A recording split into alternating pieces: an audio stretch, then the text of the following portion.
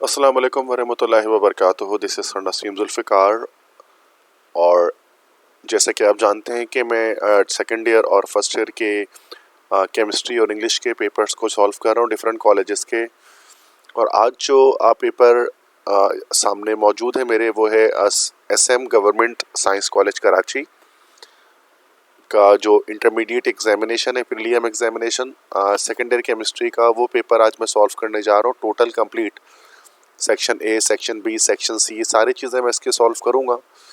और ये जो पेपर हुआ था 3 अप्रैल को 2024 को हुआ था। और इसके जो है वो MCQs वगैरह, ये सारी चीज़ें हम इसमें देखेंगे ताकि आप अपने बोर्ड एग्ज़ाम के लिहाज से अपने आप को प्रिपेयर कर सकें। और जिन स्टूडेंट्स ने पेपर को दिया वो अपने आंसर्स को भी चेक कर सकें कि कौन से करेक्ट आंसर हैं। ठीक है, तो ये बॉयज़ कॉलेज है SM साइंस कॉलेज, यासीन मुस्लिम गवर्नमेंट साइंस कॉलेज। तो उसके पेपर को आज हम सॉल्व करेंगे। पहले MCQs स्टार्ट करते हैं। तो 20 MCQs 17 MCQs होंगे। फर्स्ट MCQs है, हाईली पैरामैग्नेटिक आइन among the following is dash, कि इन चारों में से हाईली पैरामैग्नेटिक आइन कौन सा है। तो पैरामैग्नेटिक आइन कौन से होते हैं जिनके अंदर अनपेड इलेक्ट्रॉन की तादाद ज़्यादा होती है। तो उसके लिए इसको निकालना पड़ता है हमेशा। ठीक है, जब भी पैरामैग्नेटिक आइन आ जाएगा तो हमें इसको निकालना पड़ेगा कि किसके अंदर, किस आइन के अंदर अनपेड इलेक्ट्रॉन ज़्यादा से ज़्यादा आ रहे हैं। ठीक है, जैसे Mn+2 है।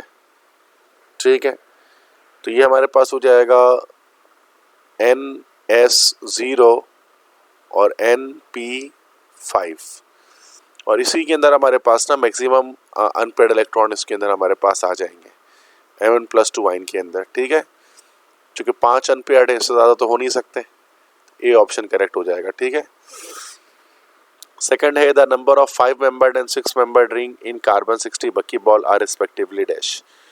तो बकी बॉल जो होता है एक एलोट्रोप होता है कार्बन का, जिसमें 5 मेंबर्ड और 6 मेंबर्ड रिंग होती है। उसकी तादाद पूछ रहे हैं कि वो कितनी होती है। 12 and 12, 12 and 20, 20 and 20, 20 and 12। तो अगर आप ये बुक चेक करेंगे तो उसमें यहाँ पर बकी बॉल का जो टॉपिक है उसमें मौजूद है कि it consist of 12 5 membered ring and 20 6 membered ring. ठीक है, तो 12 5 मेंबर्ड रिंग है और 20 जो है वो हमारे पास 6 मेंबर्ड रिंग है। तो बी ऑप्शन करेक्ट होगा। थर्ड है the characteristic valence shell electronic configuration of 3A ग्रुप। 3 ग्रुप की होगी NS2NP1। ठीक है, सी ऑप्शन हो जाएगा। फोर्थ है the correct priority order of the given oxygen containing functional group according to IUPAC is dash. Correct priority order कह रहे हैं फंक्शनल ग्रुप के लिहाज से, किसकी प्रायोरिटी ज़्यादा होती है, नंबरिंग के लिहाज से या नेमिंग के लिहाज से। तो ए ऑप्शन है CWH की ज़्यादा होती है, C+O फिर उसकी ज़्यादा होती है, CHO से फिर उसकी ज़्यादा होती है OH से। ठीक है, तो 1 2 C तो हो नहीं सकता। ठीक है, इसी तरह से कार्बोक्सिलिक की ज़्यादा होती है, एल्डिहाइड से एल्डिहाइड की ज़्यादा होती है, कीटोन से कीटोन की ज़्यादा होती है, अल्कोहल से। डी ऑप्शन करेक्ट है। This is the correct priority order of naming IUPAC nomenclature.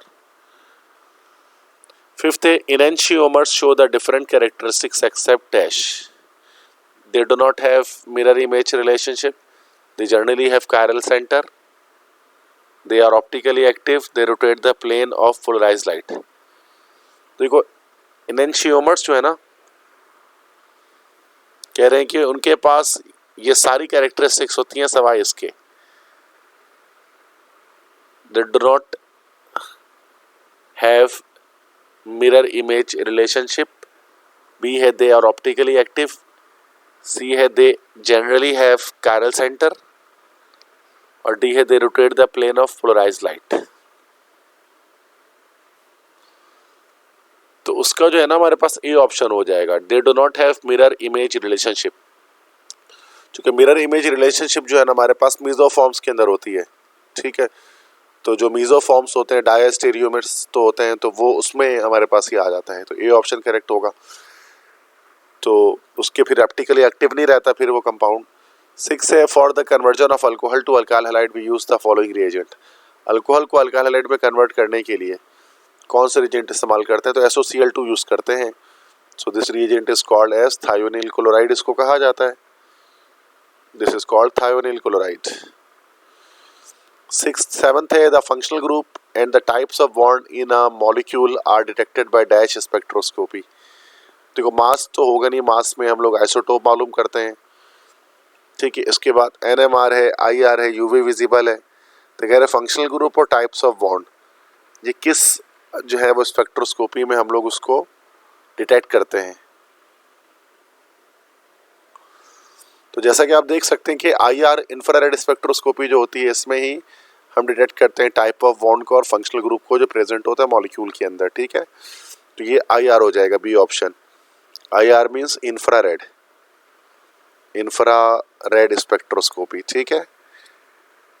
Next है 8th है which one of the following is an example of superoxide. तो KO2 हमारे पास सुपर ऑक्साइड है, पोटेशियम सुपर ऑक्साइड। 9th है oxonium salt is formed by the reaction of concentrated HCl with dash. तो HCl का reaction जब ether से होता है तो ऑक्सोनियम आयन बनता है जिस पर ऑक्सीजन पर पॉजिटिव चार्ज आता है। 10th है the most reactive molecule towards the nucleophilic addition reaction among the following is dash.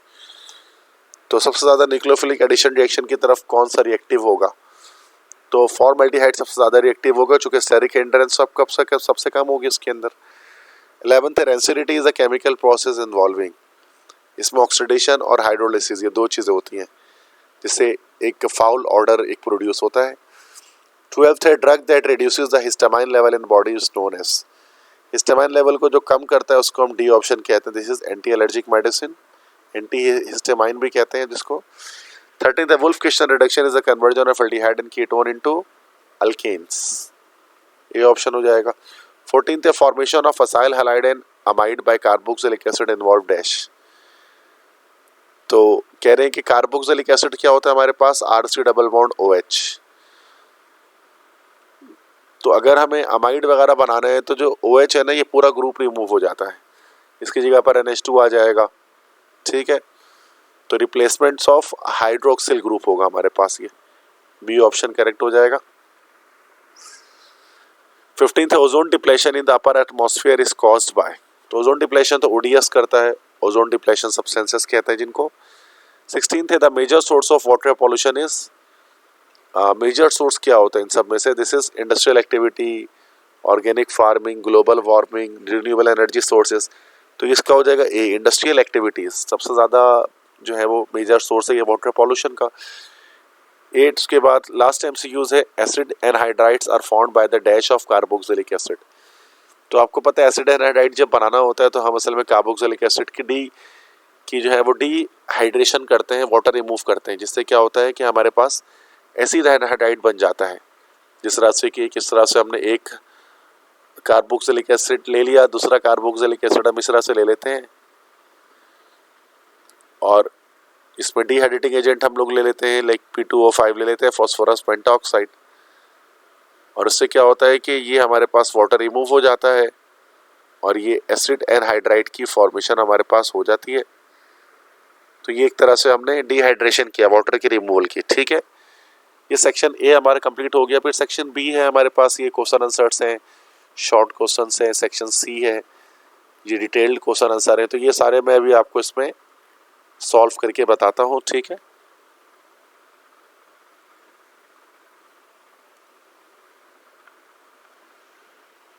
तो ये देखें इनऑर्गेनिक पोर्शन से स्टार्ट करते हैं। तो जितने क्वेश्चन हो सकेंगे अक्सर मैं आपको सॉल्व करा दूंगा इसके अंदर, ताकि आपको मसला ना आए बोर्ड एग्जाम के टाइम पे। फर्स्ट क्वेश्चन है give the following group trend of 1A and 2A group of elements. 1A 2A के ये ट्रेंड बताने हैं, atomic radius, ionization energy, electronegativity, इस तरह से इलेक्ट्रिकल कंडक्टिविटी। तो एटॉमिक रेडियस 1A 2A में तो बड़े इजीली हम इसको बता सकते हैं। एटॉमिक रेडियस तो देखा जाए तो टॉप से बॉटम जाने पर हमेशा क्या होगा, दिस विल बी इंक्रीज्ड, और लेफ्ट से राइट जाएंगे जब हम तो क्या हो जाएगा, सूरत में डिक्रीज हो जाएगा। आयनाइजेशन एनर्जी टॉप से बॉटम जाने पर डिक्रीज हो जाएगी और लेफ्ट से राइट जाने पर हमारे पास क्या हो जाएगी, इंक्रीज हो जाएगी। इलेक्ट्रोनेगेटिविटी भी सेम, टॉप से बॉटम में डिक्रीज होगी और लेफ्ट से राइट जाएंगे तो हमारे पास क्या होगी, इंक्रीज होगी। इलेक्ट्रिकल कंडक्टिविटी में सिंपल अगर आप ट्रेंड ना भी देखें तो 1A वाले और 2A वाले, चूंकि सारे के सारे मेटल्स हैं तो ये सारे के सारे जो है वो गुड कंडक्टर्स हमारे पास होंगे, सबसे करंट पास हमारे पास हो जाएगा, ठीक है। तो ये हमारा हो गया इसमें, this is the first question है। इसको इस तरह से आंसर देना है आपको, इसके अंदर ना ग्रुप ट्रेंड्स बताने हैं। सेकंड क्वेश्चन उसके बाद है कि इक्वेशन है वो करनी है। फर्स्ट है silicon is if it put into steam, silicon को स्टीम में डाल रहे हैं, मतलब कि वाटर से रिएक्शन कराना है सिलिकॉन का। अभी नॉर्मल टेम्परेचर पे तो होता नहीं, हाई टेम्परेचर पे होता है। ये सिलिका बनता है SiO2 और साथ में हाइड्रोजन गैस रिलीज हो जाती है। ठीक है, तो ये हमारे पास बन जाएगा।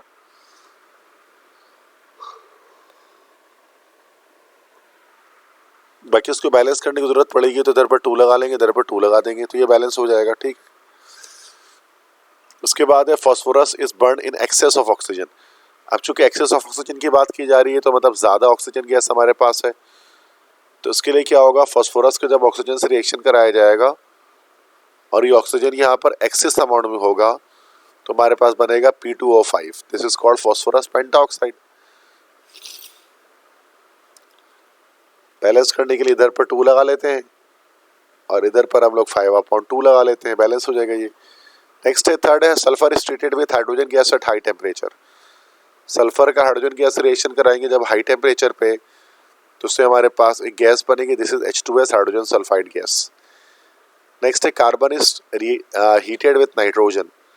कार्बन को नाइट्रोजन के साथ हीट करना है, तो ये बड़ा इजी रिएक्शन है, CN बन जाएगा और कार्बन की वैलेंसी 4 इसके नीचे, नाइट्रोजन की 3 वैलेंसी कार्बन के नीचे आ जाएगी, C3N4 बन जाएगा। बैलेंस करने के लिए इधर 2 लगा लेते हैं, इधर पर 3 लगा लेते हैं, तो ये बैलेंस हो जाएगा।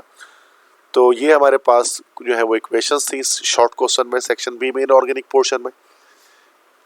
इसके बाद क्या करें, determine the chemical behaviour of halogens as these. इसकी केमिकल बिहेवियर बताना है हैलोजेंस के, इनके बारे में, जैसे बॉन्ड एंथैल्पीज इन हैलोजेंस, मतलब ये हमें बस फैक्टर्स बताने हैं, इसमें ऑर्डर बताना है। बॉन्ड एंथैल्पी मतलब बॉन्ड एनर्जी, तो आप सिंपल से जितने छोटे एटम होते हैं उतनी ज़्यादा बॉन्ड एनर्जी होती है। तो F2 की ज़्यादा होगी क्लोरीन से, क्लोरीन की ज़्यादा होगी ब्रोमीन से, और ब्रोमीन की ज़्यादा होती है आयोडीन से, बॉन्ड एंथैल्पीज।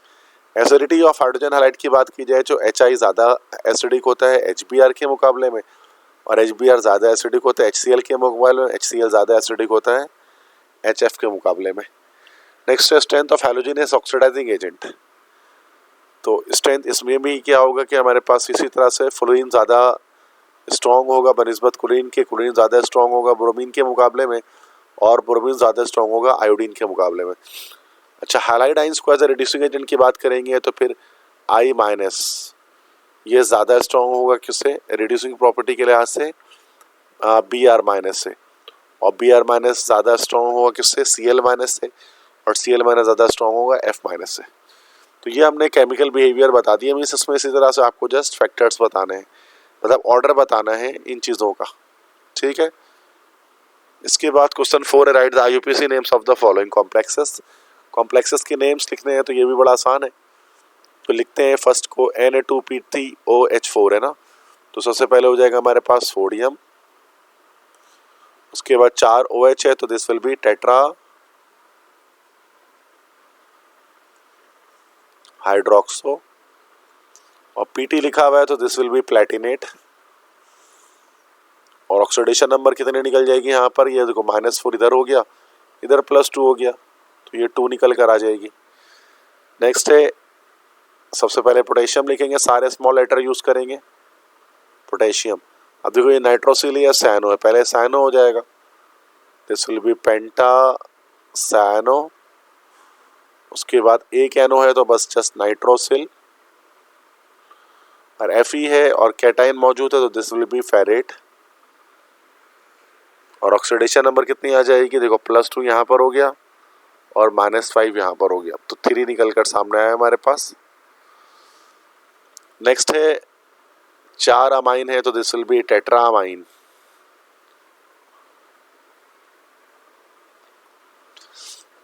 अब 4 चुके पॉजिटिव आया तो डायरेक्टली हम जिंक कहेंगे, ऑक्सीडेशन नंबर 2 आ जाएगी और आखिरी में आइन लिख देंगे। नेक्स्ट है ये थायोसैनो कहलाता है, 4 है तो दिस विल बी टेट्रा थायोसैनो। अब चूंकि चार्ज नेगेटिव लगा है तो Na को हम लोग निकल के बजाय बोलेंगे निकलेट। और ऑक्सीडेशन नंबर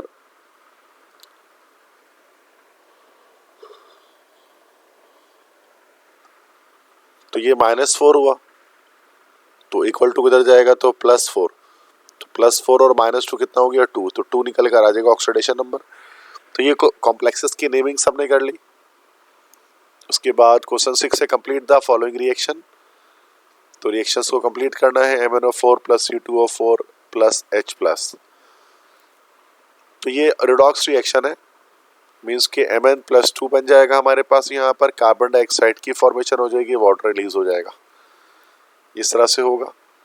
तो Cu + H2SO4, कॉपर का रिएक्शन सल्फ्यूरिक एसिड का, CuSO4 बनेगा, सल्फर डाइऑक्साइड बनेगा और वाटर बन जाएगा हमारे पास।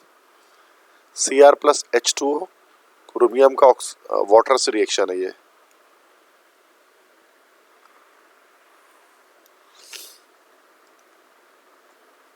ठीक है बेटा, जो जब क्रोमियम का हम वाटर से रिएक्शन कराएंगे, सो ये हमारे पास हो जाएगा Cr2O3, क्रोमियम ऑक्साइड बन जाएगा, प्लस हाइड्रोजन गैस रिलीज हो जाएगी इसके अंदर से। ठीक है, आगे इसको बैलेंसिंग हम कर लेंगे। Mn+O2, मैंगनीज को ऑक्सीजन से रिएक्शन कराएंगे, तो वैसे MnO2 भी बनता है, Mn3O4 भी बन जाता है हमारे पास है, तो ये दोनों बन जाते हैं। ठीक है, तो ये हमने कंप्लीट कर लिया इस रिएक्शन को, 4 रिएक्शंस इसके। क्वेश्चन 9 है, right the IUPAC nomenclature of given structure of organic compound. IUPAC naming करनी है कंपाउंड्स की, तो कर लेते हैं। तो 1 बाय 1 करते हैं, इधर से स्टार्ट करते हैं फर्स्ट। तो नंबरिंग देखो यहाँ पे किधर से हो जाएगी, 1 डबल बॉन्ड दोनों तरफ 1 से, 1 2 3 1 2 3 1 2 3 1 2 3। ट्रिपल बॉन्ड की पोजीशन में भी टाई हो रहा है, डबल में भी, तो राइट से ही कर लेते चूंकि ब्रोमीन भी करीब आ रहा है। तो 1 2 3 4 5 6, तो ये हमारे पास हो जाएगा, this will be 2 bromo. Then इसके बाद टोटल कार्बन है 1 2 3 4 5 6, 6 कार्बन है, तो हेक्स। हेक्स के बाद फिर डबल बॉन्ड कहाँ पर है, 1,5,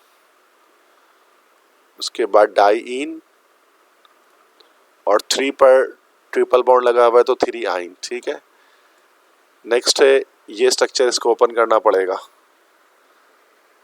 इस तरह से। CH3 हो गया, CH2 4 टाइम्स है, CH2 CH2 CH2 और फिर CH2 है। Then carbon double bond oxygen है, फिर ये ऑक्सीजन है, फिर कार्बन हाइड्रोजन है, इसके दो तरफ CH3 है। तो इधर से तो ये आइसोप्रोपाइल हो गया, आइसोप्रोपाइल। और इधर से क्या हो गया, 1 2 3 4 5 6, दिस विल बी हेक्सानोएट। ये हो गया आइसोप्रोपाइल हेक्सानोएट। नेक्स्ट है इसमें CHO, I think aldehydic group है, C डबल बॉन्ड OH, तो CHO यहाँ लगा हुआ है। उसके बाद CH2 थ्राइस है, 1 CH2 2 CH2 3 CH2। उसके बाद CH है, फिर CH3 है, फिर उसके बाद दोबारा carbon double bond oxygen hydrogen है। तो अगर नंबरिंग हम इस तरह से अगर हम कर लें इसको इस तरह से, लाइक दैट,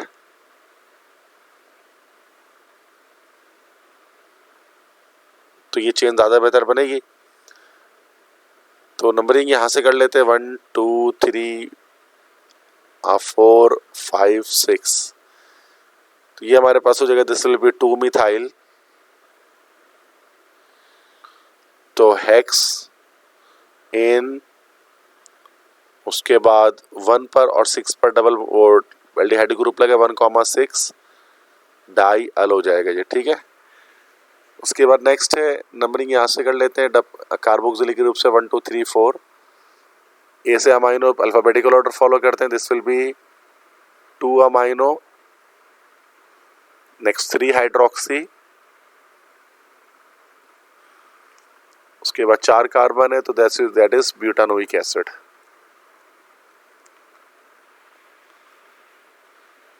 नेक्स्ट है इसको देखते हैं, 3 कार्बन है और फ्लोरीन 3 तरफ लगा हुआ अटैच है, तो this is 1 2 3, this is 1,1,1 trifluoro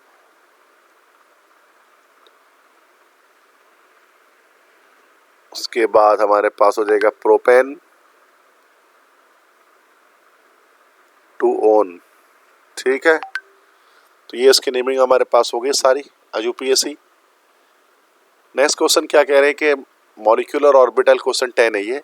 molecular orbital structure of acetylene also give the ozonolysis of ethyne and ethene. ठीक है, तो मॉलिक्यूलर ऑर्बिटल स्ट्रक्चर एसिटाइलिन का आपको बनाना है, तो ये तो बड़ा सिंपल स्ट्रक्चर होता है।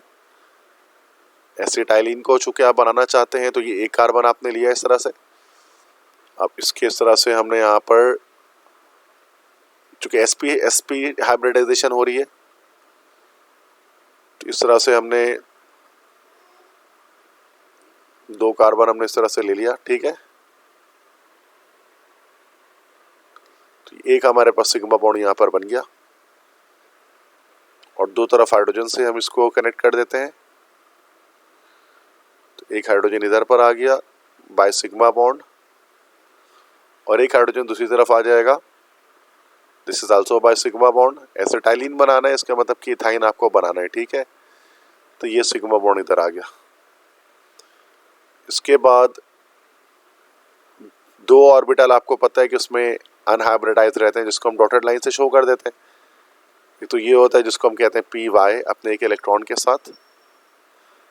इस कार्बन का भी पी वाई जो है हमारे पास एक जो है वो अनहाइब्रिडाइज रहेगा पी वाई ऑर्बिटल, और एक पी जेड ऑर्बिटल होगा जो अनहाइब्रिडाइज रहेगा। ठीक है, तो ये पी जेड बना देते हैं लाइक दैट।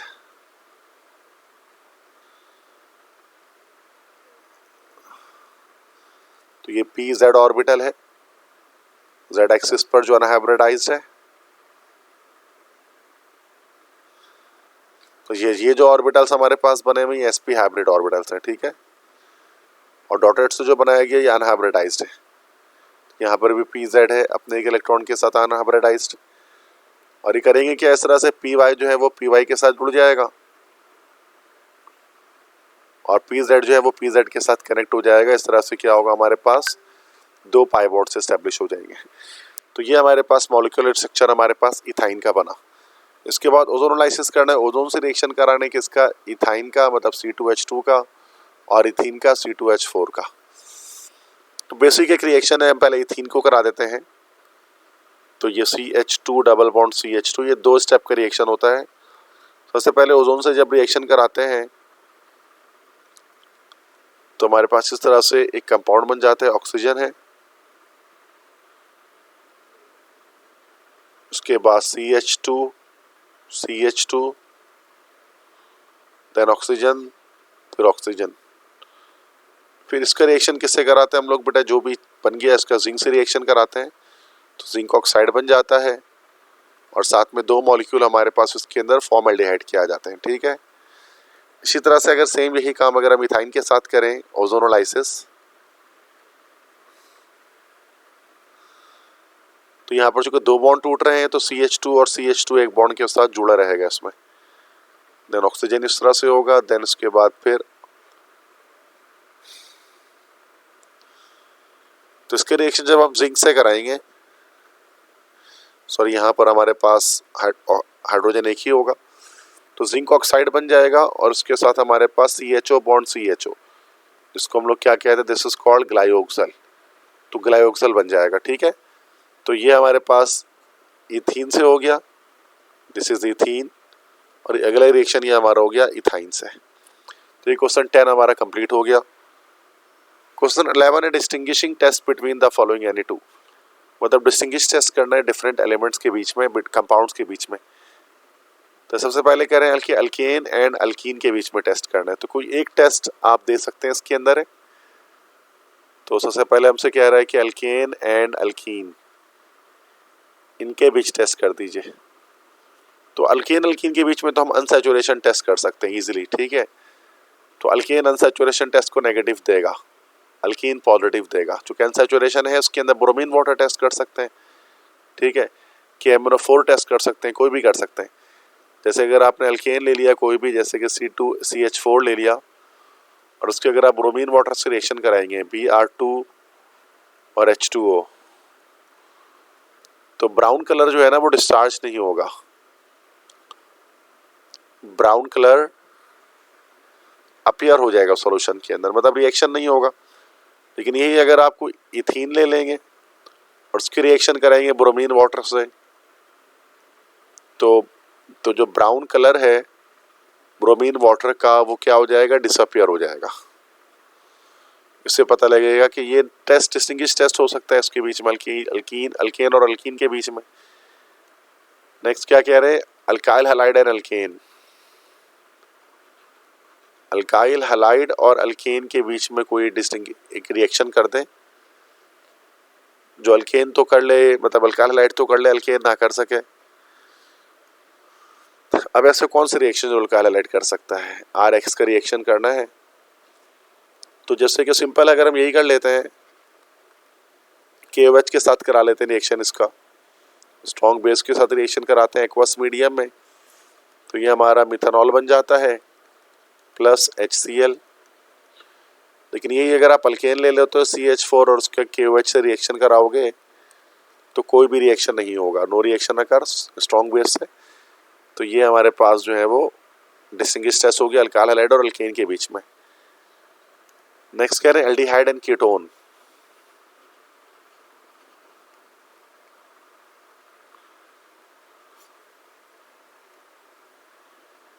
एल्डिहाइड और कीटोन के बीच टेस्ट करने के लिए हम लोग फैलिंग सॉल्यूशन टेस्ट भी दे सकते हैं, टॉलरेंस रीजन टेस्ट भी दे सकते हैं।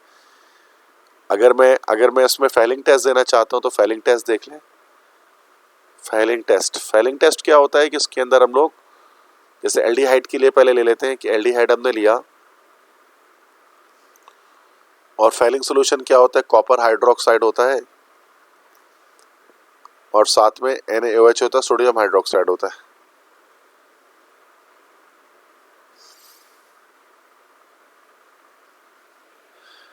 तो ये हमारे पास कहलाता है फैलिंग सॉल्यूशन, ठीक है। तो इसमें क्या होगा, इन दैट केस हमारे पास जो कंपाउंड बनेगा ये सोडियम फॉर्मेट हमारे पास बनेगा प्लस क्यूप्रिक ऑक्साइड बन जाएगा प्लस H2O, वाटर रिलीज हो जाएगी, ठीक है। अभी जो Cu2O होता है ना, तो ये हमारे पास इसी के हमारे पास ब्राउन प्रेसिपिटेट अपीयर हो जाते हैं।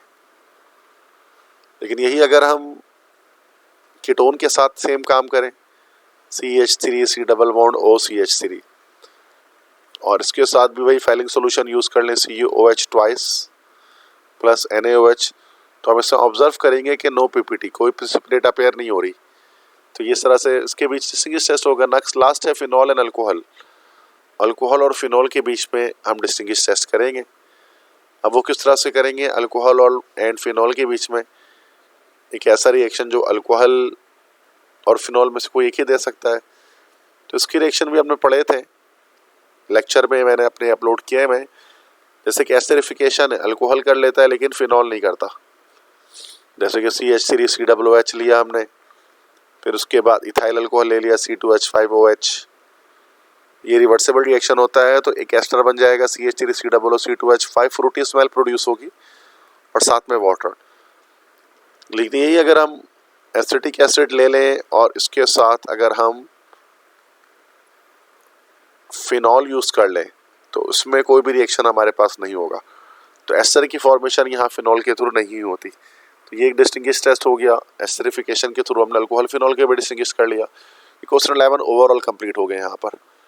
क्वेश्चन 12 है, how is Grignard reagent prepared, starting from Grignard reagent how is 1 degree 2 degree 3 degree alcohols are produced.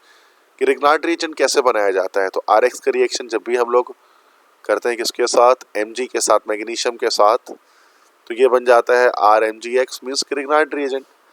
फिर करें ग्रिग्नार्ड रीजेंट से स्टार्ट करके 1 डिग्री 2 डिग्री 3 डिग्री अल्कोहल कैसे फॉर्म करेंगे। तो 1 डिग्री अल्कोहल की फॉर्मेशन करने के लिए तो आप लोगों को फॉर्मल्डिहाइड से रिएक्शन कराना पड़ेगा, तो 1 डिग्री अल्कोहल आ जाएगा। 2 डिग्री अल्कोहल बनाने के लिए आप एसिडल्डिहाइड से करा दें तो 2 डिग्री अल्कोहल आ जाएगा। 3 डिग्री अल्कोहल बनाने के लिए आपको इससे रिएक्शन किससे कराना पड़ेगा, कीटोन से कराना पड़ेगा। बाकी ये मैंने अपने लेक्चर के अंदर डिटेल में इसको डिस्कस किया हुआ, ये चैप्टर 6 का टॉपिक है, तो आप वहाँ से लेक्चर के थ्रू आप मेरे देख सकते हैं, ठीक है। अगर आपके आंसर्स वगैरह चाहिए अगर आपको, तो मेरा व्हाट्सएप नंबर है 030021527272। इस नंबर पर आप मुझसे व्हाट्सएप पर रब्ता कर सकते हैं और मैं आपको PDF नोट्स वगैरह आपको रिक्वायर है तो मैं उसमें भेज सकता हूँ। ठीक है, तो ये हमारे पास क्वेश्चन हो गए इसके ओवरऑल।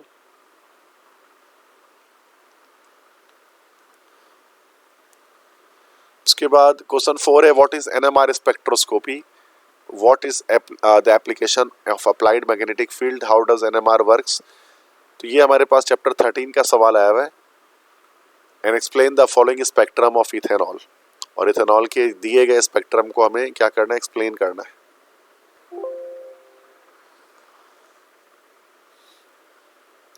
ठीक है, तो ये इस तरह से एक्सप्लेनेशन इसकी हो जाएगी, चूंकि ये आपको जो है वो एक कंप्लीट एक स्पेक्ट्रम दिया गया है, NMR spectrum, that is nuclear magnetic resonance spectroscopy, जिसमें यहाँ पे टीएमएस होता है, दिस इज ट्राइमिथाइल साइलेन, जो कि एक स्टैंडर्ड होता है जो आपको इंस्ट्रूमेंटेशन के बारे में बताते हैं। 0 पर उसकी एक पीक आती है, फिर एक पीक 1 के पास दिख रही है, एक की पीक 3, 4 के बीच में, एक की 5 से थोड़ा पहले पीक दिख रही है। तो डिफरेंट पीक्स हमारे पास इसके अंदर मौजूद हैं।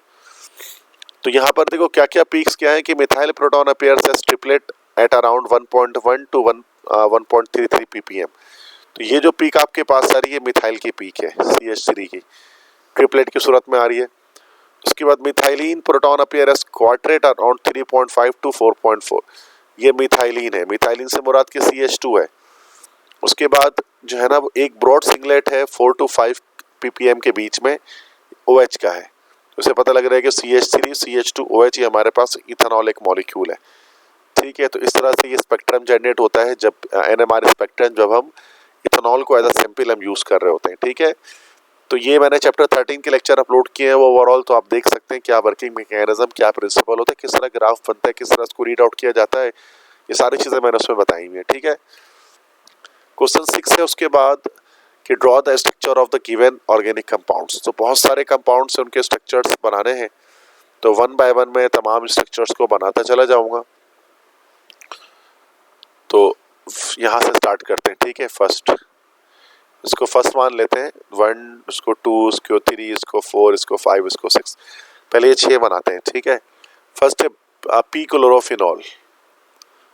तो सबसे पहले फिनॉल बना दें, क्योंकि इसमें स्ट्रक्चर्स बनाने गिवन कंपाउंड्स के। ठीक है, तो सबसे पहले फिनॉल बना दें और पी क्लोरो से मुराद पैरा पर क्लोरो लगा दें। So this is p chlorophenol. Second है beta bromo valeric acid. Valeric acid means pentanoic acid, तो 5 कार्बन टोटल होंगे और बीटा पर ब्रोमीन अटैच होगा, तो CH3 CH2, उसके बाद CH, फिर CH2, फिर carbon double bond oxygen OH।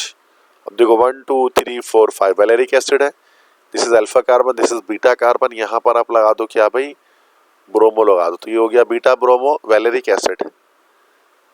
Third है आइसोपेंटाइल अल्कोहल।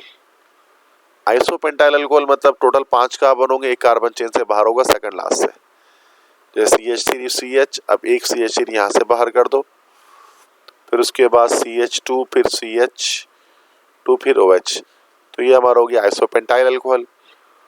फोर्थ है इथाइल टरब्यूटाइल ईथर, मीन्स के पहले इथाइल बनाया, टरब्यूटाइल से मुराद के टर्शरी ब्यूटाइल रेडिकल लगा दिया इसमें, तो ये हमारा हो गया इथाइल टरब्यूटाइल ईथर। उसके बाद क्वेश्चन 5 है डाई इथाइल एसिटाइलिन। एसिटाइलिन मतलब कार्बन ट्रिपल बॉन्ड कार्बन, और डाई इथाइल से मुराद दोनों तरफ इसके इथाइल ग्रुप अटैच कर दिया। ठीक है, नंबर 6 है 4 हाइड्रोक्सी पेंट 2 इनल। 5 कार्बन बनाए थे पहले, 1 2 3 4 5, नंबरिंग कर लेते हैं कहीं से भी, 1 2 की IUPAC नहीं मिलेंगे तो नंबरिंग कर लेते हैं। 4 हाइड्रोक्सी मतलब 4 पर OH लगा दो, पेंट 2 इन अल, 2 पर डबल बॉन्ड है, उसके बाद अल मतलब फर्स्ट पर ही जो है हम क्या कर दें कि जो है हमारा जो है वो एल्डिहाइड ग्रुप लग जाएगा। ठीक है, बाकी हाइड्रोजन लगा लेते हैं बॉन्ड पूरी करने के लिए हम लोग यहाँ पर, तो ये हमारे पास ये मॉलिक्यूल बन गया, दैट इज 4 हाइड्रोक्सी पेंट 2 इन अल। ठीक है, तो कुछ एक क्वेश्चन हो गए। उसके बाद क्वेश्चन 7 देखते हैं, ये 7 है, ये 8 है, ये 9 है, ये 10 है, ये 11 है और ये 12 है। 7th हमारे पिक्रिक एसिड। पिक्रिक एसिड तो 2,4,6 डाइनाइट्रोफिनॉल होता है, तो फिनॉल बना दिया और 246 पर NO2 ग्रुप अटैच कर दिया। So this one is called picric acid. ठीक है। क्वेश्चन 8 फिर है 2 मिथॉक्सी 3 मिथाइल ब्यूटानल, मतलब 4 कार्बन ले लेते हैं, डबल बॉन्ड हाइड्रोजन लगा लेते हैं, तो नंबरिंग कर लेते हैं यहाँ पर, दैट्स 1 2 3 4। 2 पर मिथॉक्सी लगा लेते हैं OCH3, 3 पर मिथाइल लगा लेते हैं CH3, बाकी हाइड्रोजन पूरे कर लो। तो ये इस तरह से हमारे पास स्ट्रक्चर आ गया। क्वेश्चन 9 है डाई आइसोप्रोपाइल कीटोन, कीटोन बना दें और डाई आइसोप्रोपाइल से मुराद के दो तरफ आइसोप्रोपाइल, तो एक तो ये आइसोप्रोपाइल लग गया और दूसरा आइसोप्रोपाइल आपके पास यहाँ आ गया। ठीक है, तो ये हमारा हो गया diisopropyl ketone. Number 10 question है बेंजीन 1,4 डाइओइक एसिड, तो बेंजीन 1,4 डाइओइक एसिड से मुराद यहाँ पर COOH यहाँ आ गया और 4th पोजीशन पर आ गया, तो ये बेंजीन 1,4 डाइओइक एसिड बन गया। 11 ऑक्ट 5 इन 2 आइन 1,7 डाइओल, 8 कार्बन लेने, 1 2 3 4 5 6 7 8, नंबरिंग कहीं से भी कर दें, 1 2 3 4 5 6 7 8। 5 इन 5 पर डबल बॉन्ड लगा दें, 2 आइन 2 पर ट्रिपल बॉन्ड लगा दें, 1,7 डाइओल से मुराद 1 पर OH और 7 पर एक OH अटैच कर दें, बाकी हाइड्रोजन आप पूरे कर लें जहां पर हाइड्रोजन कम पड़ रहे हैं। ठीक है, तो ये हमारा हो गया क्वेश्चन 11। क्वेश्चन 12 है मिथाइल 3 इथाइल पेंट 3 इनोएट, 5 कार्बन लेते हैं, 1 2 3 4 5, आज PSC है तो नंबरिंग कहीं से भी कर दें। मिथाइल 3 इथाइल पेंट 3 इनोएट, ओके, तो मतलब ये हमारे पास मिथाइल सिर्फ यहाँ पर लगा हुआ है और यहाँ कार्बन चेन में नंबरिंग करते हैं 1 2 3 4 5। 3 इथाइल, 3 पर C2H5 लग गया, पेंट 3 इनोएट, 3 पर डबल बॉन्ड भी लग गया, पेंट 3 इनोएट, सही है। तो ये हमारे पास कंपाउंड बन गया, बाकी हाइड्रोजन पूरे कर लेते हैं। यहाँ पर H3 लगा दिए, यहाँ H1 लग जाएगा, यहाँ H2 लग जाएगा और ये पूरा हो जाएगा। ठीक है, तो ये क्वेश्चन 6 हो गया हमारा, स्ट्रक्चर्स बना लिया हमने डिफरेंट कंपाउंड्स के। इसके बाद लास्ट क्वेश्चन हमारे पास होता है, this is the last question of lecture, complete the following reaction any 8। तो ये कुछ रिएक्शंस उनको कंप्लीट करना है। अल्काइल साइनाइड है, इसका लिथियम एल्यूमिनियम हाइड्राइड मतलब रिड्यूसिंग एजेंट के तौर पे काम करना है, H+ ऐड होगा इसमें ना। तो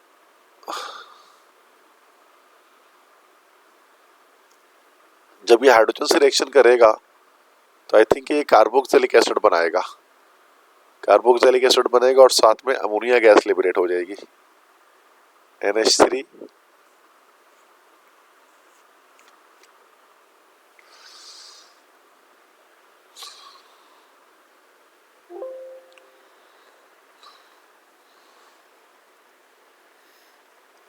ठीक है, तो इसमें LiAlH4 करेगा क्या, ये असल में हमारे पास एक रिड्यूसिंग एजेंट है, तो इसको यहाँ पर होना चाहिए था एरो के ऊपर LiAlH4 को, और यहाँ पर हम लोग 4 जो है ना वो नेसेंट हाइड्रोजन के आइटम्स ले लेते हैं, जिससे ये हमारे पास जो है वो अमाइन में कन्वर्ट हो जाएगा। दिस इज RCH2, उसके बाद NH2, ये अमाइन में हमारी कन्वर्जन कर लेता है। ठीक है, तो ये अमाइंस की फॉर्मेशन होती है इससे, तो ये रिडक्शन हो रही है नाइट्राइल्स की। नेक्स्ट है कि हमारे पास जो है वो 2 डिग्री अमाइन है, CH3 से रिएक्शन करा रहे हैं, तो ये 3 डिग्री अमाइन बन जाएगा हमारे पास, ये CH3 हो गया, फिर नाइट्रोजन आ जाएगा, दूसरी तरफ भी CH3 आ जाएगा और यहाँ पर भी CH3 आ जाएगा, और एक हमारे पास हाइड्रोजन जो है वो आयोडीन के साथ निकल जाएगा HI बन के।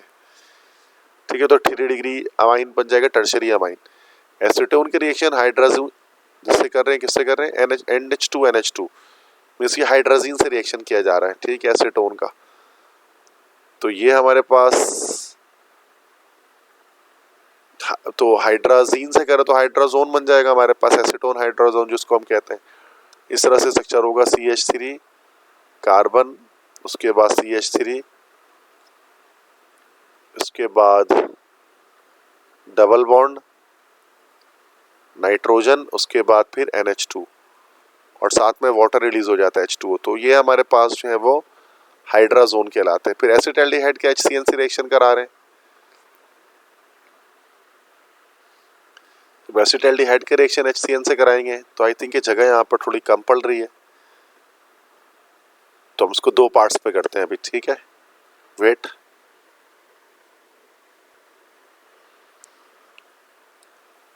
ठीक है, तो दोबारा से इसको हम करते हैं ज़रा, ताकि लास्ट टाइम कंजेस्टेड हो गया था काफ़ी। तो आई थिंक 1 2 3 ये तो मैंने इसका बता दिया था आपको कि इसमें हमारे पास अमाइन बन जा रहा है फर्स्ट क्वेश्चन में। सेकंड में हमारे पास जो है वो 3 डिग्री अमाइन बन जा रहा है। नेक्स्ट में इसकी में हमारे पास बन जा रहा है एसीटोन हाइड्राजोन, और एसिटाल्डिहाइड के HCN से रिएक्शन करेंगे तो क्या बनेगा, तो एसिटाल्डिहाइड हमारे पास होता है दिस इज CH3, उसके बाद carbon double bond oxygen hydrogen, उसकी रिएक्शन HCN से कराना है हाइड्रोजन साइनाइड से।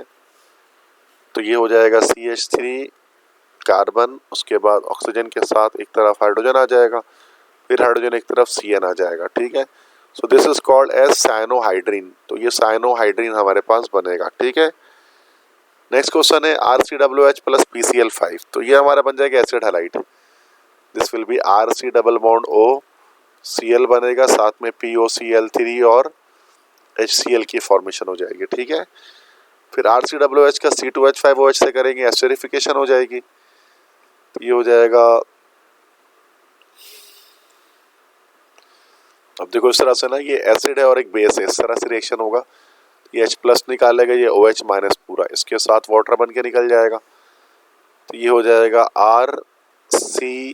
RCOO, उसके बाद C2H5 बनेगा और साथ में H2O रिलीज हो जाएगी, ठीक है। ये रिवर्सिबल रिएक्शन होता है सल्फ्यूरिक एसिड की मौजूदगी में हाई टेम्परेचर पे। इसको कहते हैं, ये जो रिएक्शन चल रहा है दिस इज कॉल्ड एस्टरिफिकेशन, ठीक है। नेक्स्ट RMgX का CO2 से रिएक्शन कराएंगे। ये 2 स्टेप मैकेनिज्म होगा, डायरेक्ट लास्ट स्टेप में बताऊंगा। तो इसमें कार्बोक्सिलिक एसिड हमारे पास बन जाएगा प्लस Mg, एक तरफ X आ जाएगा, एक तरफ OH आ जाएगा, ठीक है। तो ये कार्बोक्सिलिक एसिड बनेगा। नेक्स्ट रिएक्शन में RCH2OH ऑक्सीडेशन कर रहे हैं, इस अल्कोहल है, अल्कोहल की ऑक्सीडेशन की जाएगी। तो हमारे पास जो है वो, और 1 डिग्री है तो एल्डिहाइड बन जाएगा हमारे पास, और एल्डिहाइड की फर्दर ऑक्सीडेशन जब हम करेंगे तो ये हमारे पास बन जाएगा कार्बोक्सिलिक एसिड। लास्ट इसके बाद है कि ये डायजोनियम सॉल्ट है, उसके बाद वाटर से रिएक्शन कराएंगे H2O से।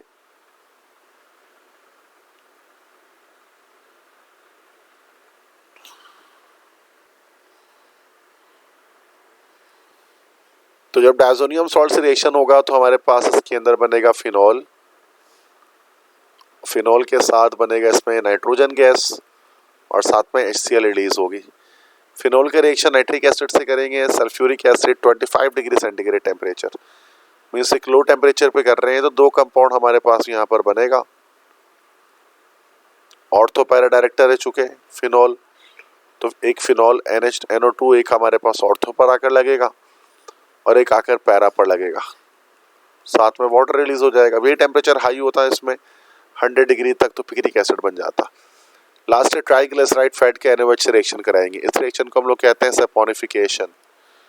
तो ये सैपोनिफिकेशन हो जाएगी, सोप बन जाएगा, ये बन जाएगा RCOONA और साथ में हमारे पास इसके अंदर जो है वो ग्लिसरॉल आ जाएगा, ठीक है। तो ये ओवरऑल बेटा ये सारे हमने कंप्लीट कोर्स पेपर जो है वो SM साइंस कॉलेज का हमने इसको सॉल्व कर लिया। आई होप सो कि आपको ये लेक्चर समझ में आया होगा। तो मेरा नाम है सर नसीम जुल्फ़िकार। अगर मेरे चैनल पे न्यू है तो चैनल को लाइक कर दें और सब्सक्राइब कर दें, वीडियो को अपने फ्रेंड्स के साथ शेयर कर दें। अगर आप मेरे टारगेट पेपर चाहते हैं या मेरे नोट्स चाहते हैं, अगर आप सेकेंडरी केमिस्ट्री के, तो ये मेरा व्हाट्सएप नंबर है जिस पर आप किसी भी क्लास के 9th से लेकर सेकेंड ईयर और साथ में ECAT MDCAT के PDF नोट्स के पास्ट पेपर, ये सारी चीज़ें आप यहाँ से मुझसे इस पर रिक्वेस्ट कर सकते हैं। मैं आपको एक नॉमिनल चार्जेस पर जो है पीडीएफ्स जो है वो भेज दूंगा, ठीक है। तो बेस्ट ऑफ लक तमाम स्टूडेंट्स को अपने बोर्ड एग्जाम्स के लिए। इंशाल्लाह मुझे पता है कि आपकी तैयारी बहुत अच्छी तरह से चल रही होगी। अपना ख्याल रखिएगा। अल्लाह हाफिज़।